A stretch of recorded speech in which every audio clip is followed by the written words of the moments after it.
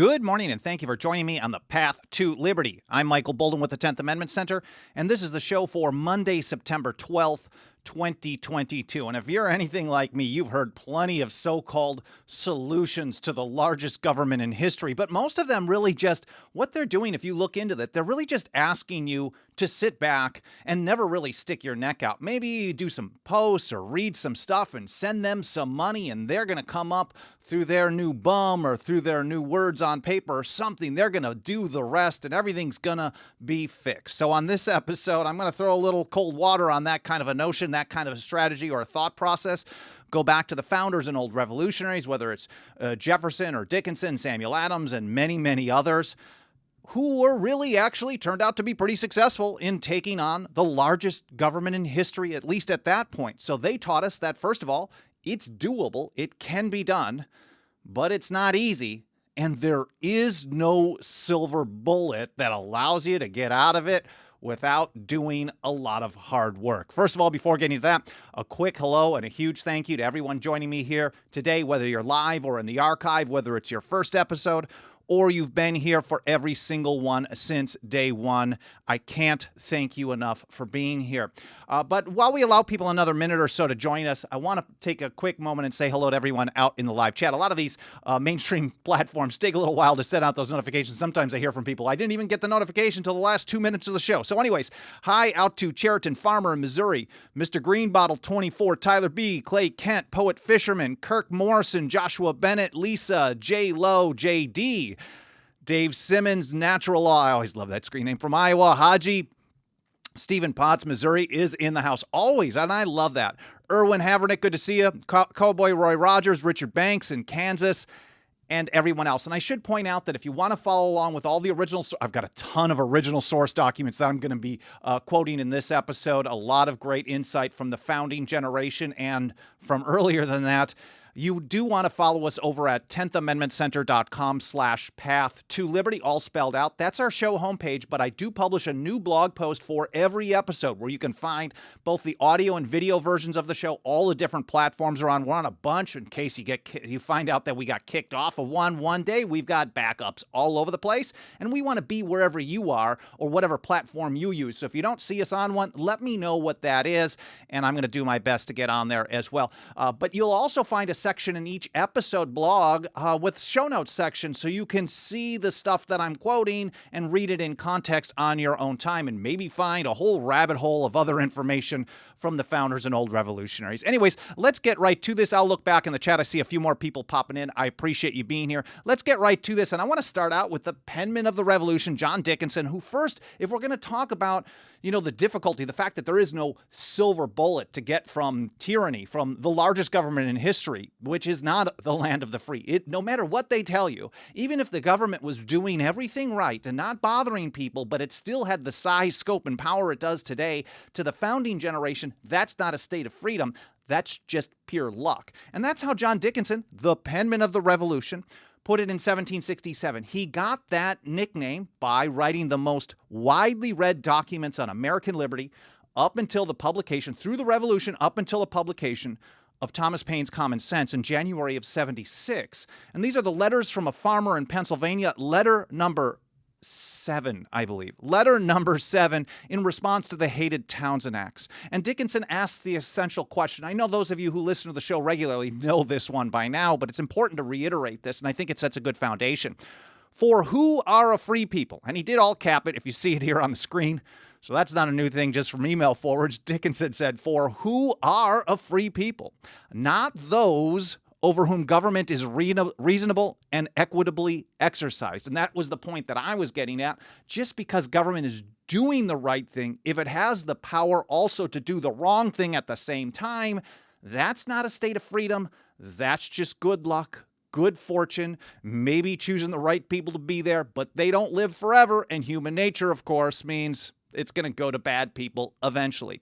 So it's not the people who happen to live under a government who is reasonable, right? Or equitably exercising its power. But, Dickinson put, those who live under a government so constitutionally checked and controlled that proper provision is made against its being otherwise exercised. In other words, it's given a set of things that it's allowed to do, and soon as it gets beyond that, some way it's kept back in check. It's not just relying on people in power to do the right thing with power. Here's how James Otis Jr. put it.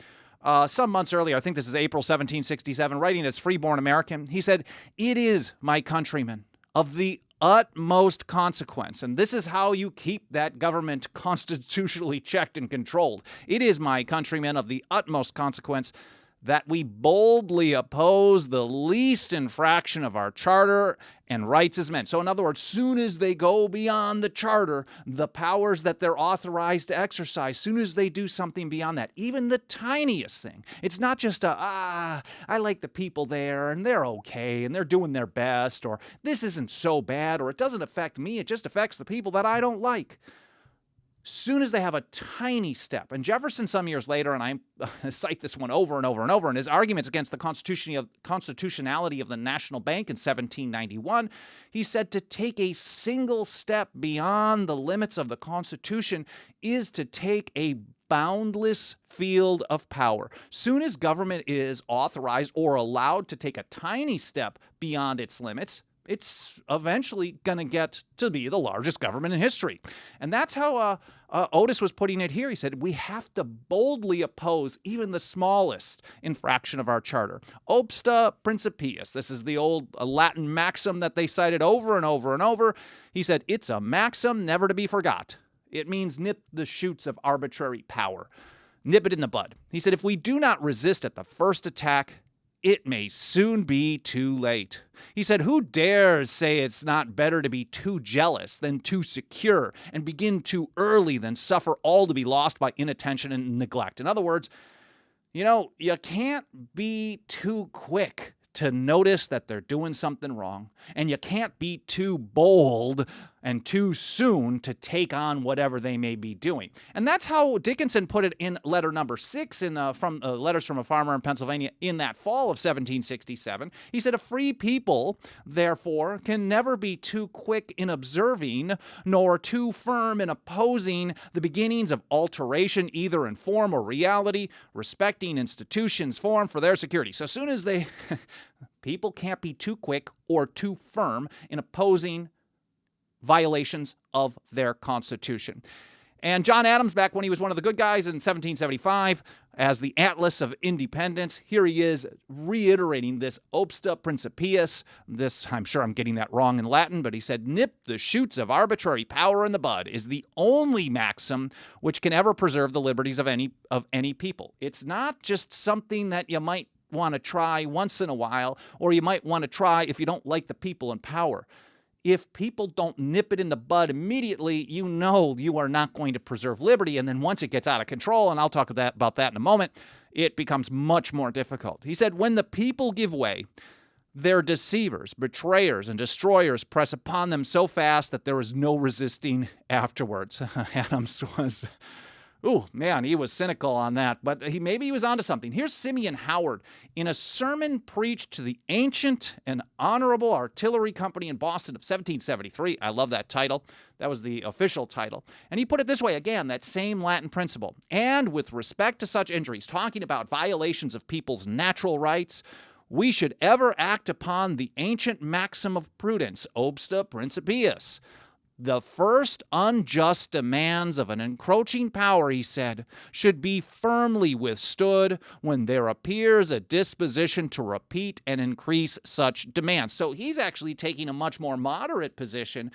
You must have a firm resistance to any new power if you have the indication that they're going to keep doing it and expand on it. But I think if you tie that in with kind of the founding generation, the revolutionary principles that people with power will always expand it, then we should understand that every time they go beyond their limits of their power, just like Jefferson put it in 1791, they'll always expand until, well, they have limitless power.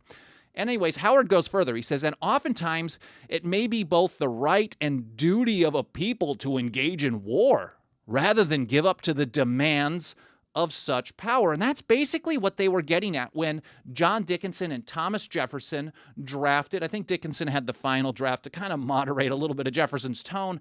And the Second Continental Congress passed the Declaration of the Causes and Necessity of Taking Up Arms. This was passed July 6, 1775, just some months after Lexington and Concord, the shot heard round the world. And this is how they put it.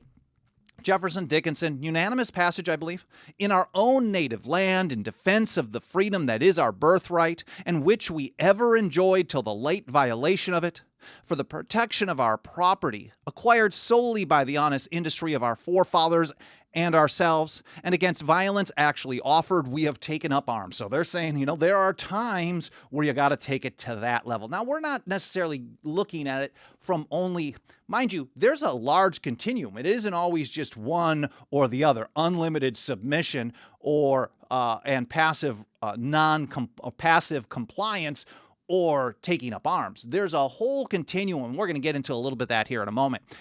But they got to that level in 1775. Certainly, they're fighting back against the British. We shall lay them down, they wrote, when hostilities shall cease on the part of the aggressors, and all danger of their being renewed shall be removed, and not before. And here, again, Howard again points out, and this is back to his sermon in 1773 in Boston, he points out that people will, well, unfortunately, often let it get out of control. They will often let things get really bad because, well, it's hard to stick our necks out and resist at the first attack and make a firm opposition. What Dickinson and what Otis were saying, or what Thomas Jefferson said in 1774, free people claim their rights as derived from the laws of nature and not as a gift of their chief magistrate. It's hard, so people will often sit idly by, look at small encroachments on their constitution, on their liberty, and then they build up over time, and then all of a sudden you're like, wait a second, what happened here? And that's kind of what John Adams was getting at in that Novanglis letter in 1775. But anyways, here's how Howard put it in that same sermon. A people may err by too long neglecting such means, and shamefully suffer the sword to rust in its scabbard when it ought to be employed in defending their liberty. The most grasping and oppressive power will commonly let its neighbors remain in peace, if they will submit to its unjust demands. So you get to kind of live in peace, but not in freedom. And incautious people, he said, may submit to these demands one after another till its liberty is irrecoverably gone before they saw the danger.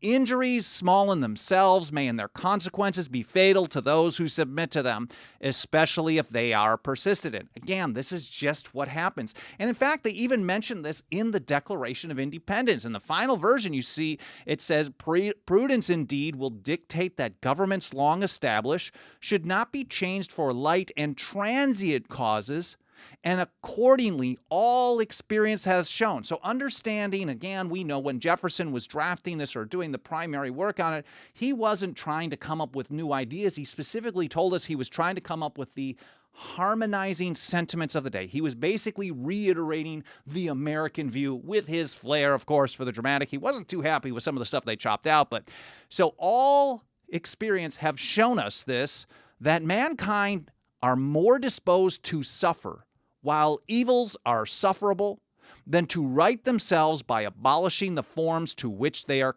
accustomed. And again, it doesn't always have to get to abolishing. There are ways to keep things in check before you get to that. Now, Mercy Otis Warren, in her great History of the American Revolution, which was published in 1803, she talks about this exact same thing.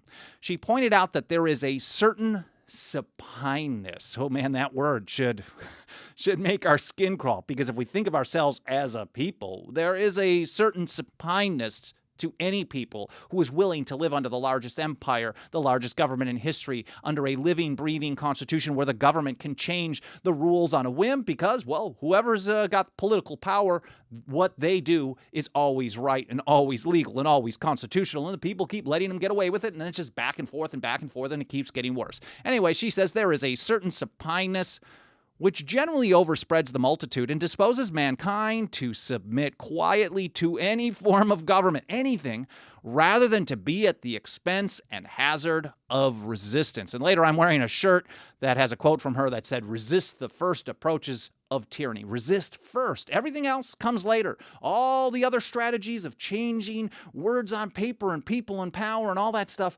that's the follow-up to hammer it home, because once the people keep things in check, then you put the right people in there, hopefully, and once they get out of check, you do the same thing over and over and over again. So it really starts with the people. And then she continues, thus we have seen in all ages, the many become the slaves of the few, not just because there's people who want power. And the real reason that the many become the slaves of the few is because there is a certain supineness, a willing to submit quietly to any form of government rather than to be at the expense and hazard of resistance. That's how she put it. They patiently yield over and over and over. But if we, and this is a paraphrase of a letter from Thomas Jefferson to Philip Mazzei, I don't know how to say it, 1796. Timid men prefer the calm of despotism to the tempestuous sea of liberty. He recognized that liberty requires, well, kind of a tempestuous sea of resistance, a little rebellion now and then. He put it one year, of course. He kept saying that over and over. And again, this is James Otis Jr. in that same letter of 1767, or same essay as Freeborn American. He said, there is nothing that will destroy liberty. Nothing. This is the number one way to destroy liberty, according to James Otis, more than a prevailing opinion that it is better tamely to submit than nobly assert and vindicate our privileges. Samuel Adams, the father of the American Revolution, pointed out basically the same thing. As long as you submit to something, as long as you submit to government power is going to exercise that power. It's never going to back down just because all of a sudden it's like, well, all that stuff you've been complying with, you know, we were wrong. We shouldn't have done that. That just doesn't happen. And if it does, maybe it's once every few decades, once every century. Not nearly enough, especially, again, when you're talking about tens of thousands of laws, regulations and rules and orders and acts and all that stuff on the books that shouldn't exist at all. Anyways, here's how Samuel Adams put it in 1771. Let us remember that if we suffer tamely, again, this is talking about just putting up with it. As long as people put up with stuff, it's never going to stop. Let us remember that if we suffer tamely a lawless attack upon our liberty, we encourage it and involves others in our doom. And it's not just our neighbors and our friends and our enemies. He said it is a very serious consideration which should deeply impress our minds that millions yet unborn may be the miserable sharers in the event. So as soon as we allow government to do stuff that it shouldn't do, and then it's going to have a precedent to do it again and again or just keep expanding upon it, we're not just punishing ourselves. We're not just willing to give up our own liberty for a little security because we don't want to deal with what it takes. We're also damning and screwing over generations, millions of people in the future. Maybe our grandkids and their kids and their kids. Who knows?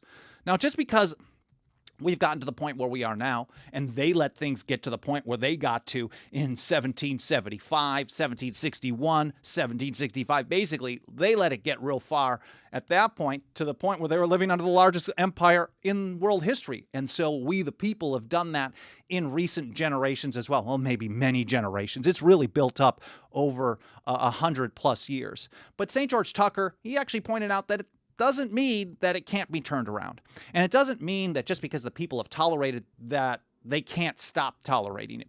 And he said the acquiescence of the people of a state under any usurped authority for any length of time can never deprive them of the right of resuming the sovereign power into their own hands whenever they think fit or are able to do so, since that right is perfectly unalienable. So just because we, the people, have tolerated the largest government in history that keeps growing and getting worse and worse and worse and is only based on which faction is in charge, it just gets worse on different issues and sometimes the same ones. Just because the people have tolerated this does not mean that the people don't ultimately have the right to do something about it when they decide that they love freedom, which is not the case today in any large numbers or in any kind of, freedom is not a popular thing, unfortunately.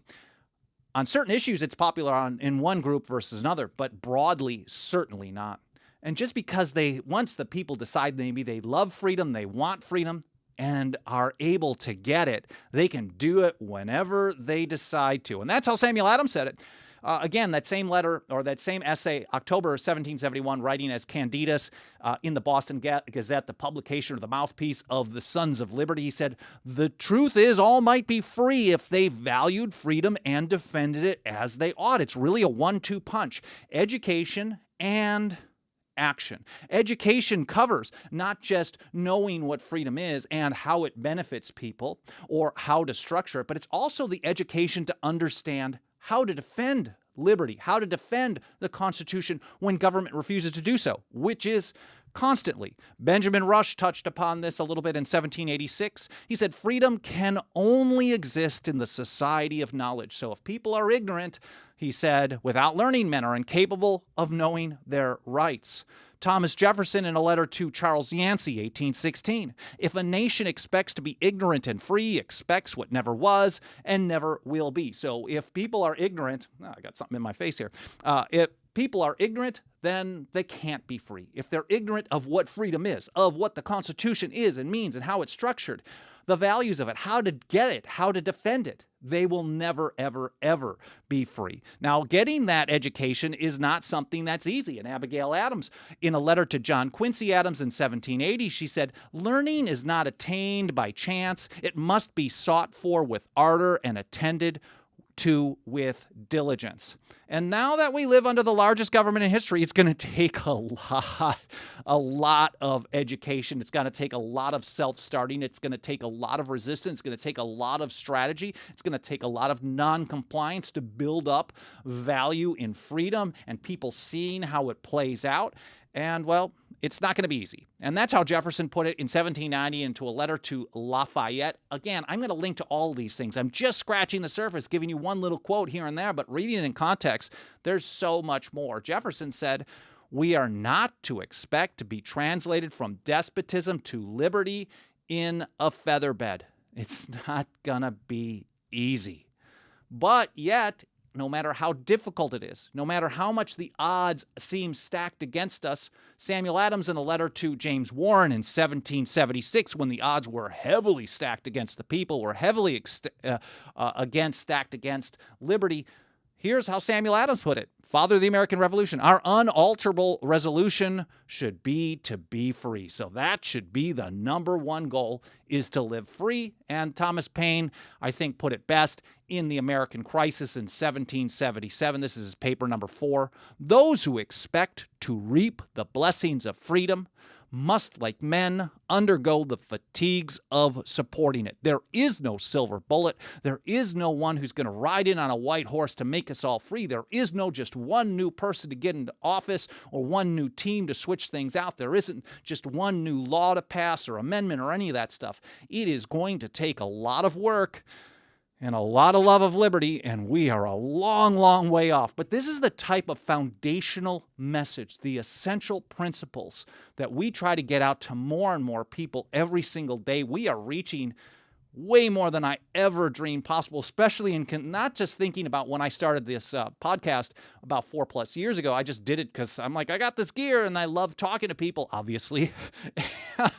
But also when I started the organization in 2006, I registered the domain name 10thamendmentcenter.com and just started a blog because I just wanted to get the information out to a single person, just one person to change the way that they think. And that would have made me happy. And each new person, I want to get another and another and another. But we get a lot of help on this from the financial faith and support of our members. No one does more to help us out. You can join us for as little as $2 a month over at 10thamendmentcenter.com/members. It's all spelled out. If you get an annual membership, we've got these cool little 110% Tenther cards with the Latin phrase that John Dickinson used in the Letters from a Farmer in Pennsylvania, Concordia res parve crescunt. It means small things grow great by concord. He was saying, hey, let's just start with small things. We'll take small steps that don't really do anything, but will generate awareness. We'll build upon that. And in 1767, he said they will grow great. He certainly was right, as we saw in the years to come. But while we're talking about this membership stuff, I want to say a quick and a huge thank you to a handful of people who've joined us as members recently, or in a few cases kind of came back for a while, or upgraded. We got an upgrade from Robert in Georgia, who upgraded to a lifetime membership. I really, really appreciate that. There's Dawn in Missouri, old school, good to see you. Keith in Ohio, Franklin, Louisiana, Gilbert in California, Jennifer in New York, and a bunch of other people. But I really just wanted to say a huge thank you. Again, if you want to join them, 10thamendmentcenter.com/members. Let me take a look over in the chat and see if there's any comments or questions I can get back to. Kirk Morrison, we need to start a peaceful rebellion against the usurpation of our liberty. Absolutely. And in fact, John Adams, Thomas Jefferson, many others, they looked at the American Revolution not as the war of secession, the war for independence, the war for separation. They looked at the revolution as being a revolution in thought, a change in the views and sentiments of the people, a change in the understanding of how to keep government in check, a change in the understanding of sovereignty or final authority. So great point, Kirk. I really appreciate that and your support. See what else. Crystal Thomas, good afternoon, TAC. Glad you made it. Hopefully you got some good stuff here. You can also rewind as well and see what else. He is right. Most have no idea of freedom. Chris Schulte, I'm sorry if I got your name wrong. But yeah, and that's unfortunate. And I think in many cases, actually, we are literally surrounded, left, right, and in between. We are surrounded by people who don't love liberty, who know nothing about the original legal meaning of the Constitution. It's a good reason to get rid of the Department of Education, and then we can deal with this whole government-run school system on a state or a local level, abolish it, whatever the people want to do it, but it makes it easier when it's less centralized. And people either have no clue about it or they have disdain for it, really. If someone's going to be free on one issue, you've got the opposing team say, well, that's horrible, we got to stop that, and vice versa on different issues. So that is a very big thing to overcome, but I think Samuel Adams was certainly correct when he said, we'd all be free if people valued freedom and defended it as they ought. So it really is that important 1-2 punch. And Kirk also says, here we are again under an empire instead of a republic. And that's why I think it's so important to look back on the founding generation, the old revolutionaries, because they did it. They had a whole strategy. And if you watched my episode or listened to it on Friday about the passage of Dr. Joseph Warren's Suffolk Resolves in 1774, this is really kind of the all-encompassing blueprint prior to the blueprint for what people need to do peaceful non-compliance and be effective. And that's what James Madison advised as well in Federalist 46 when he was talking about how do you deal with a federal government that goes beyond its limits? Well, the states, their localities, and individuals should use, according to the father of the Constitution, a refusal to cooperate with officers of the Union.